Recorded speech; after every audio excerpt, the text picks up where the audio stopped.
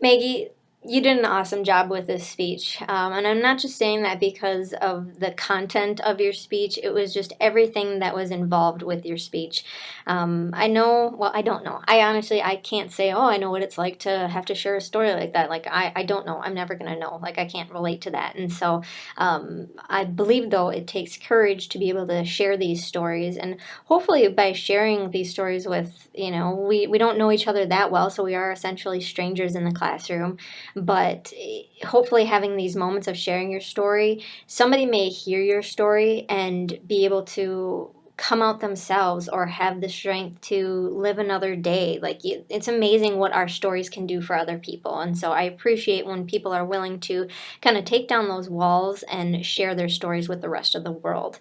Um, I thought you did a really nice job, and you do this in a lot of your speeches. You do a good job of balancing the humor with the serious side of things. And that's sometimes how we deal with things that are really difficult for us to talk about is we'll break the tension by telling a joke and then get back into it. Like, you hear people telling jokes all the time at funerals. Like, we don't think that maybe that's the appropriate time to be cracking jokes, but it's the way that we deal with pain. We don't want to feel that pain all the time, and so let's tell a joke right now to kind of ease that pain. So I thought that you started off with the great humor of talking about not crying, because that was a little hard on my sister, and then getting into the serious side right away with getting into that awesome quote. I thought that that was a really great quote. Be who you needed to be when you were younger. Like, that's such a profound, great quote to live by. Um, and then getting into the flashback, which, talking about your mother, like, that was a hard time, but you started off by using humor and saying, I can see why we had a strained relationship. She dressed me this way.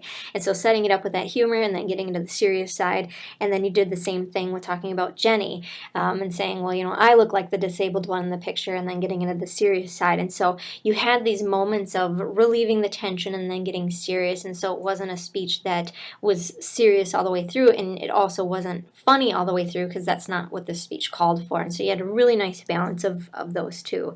And then getting into your story of coming out, which I thought that was really great to have that Facebook screenshot as one of your visual aids, for us to be able to kind of be in that moment of what you actually wrote when you came out on Facebook and telling the world, like, this is who I am, like, this is a part of my identity.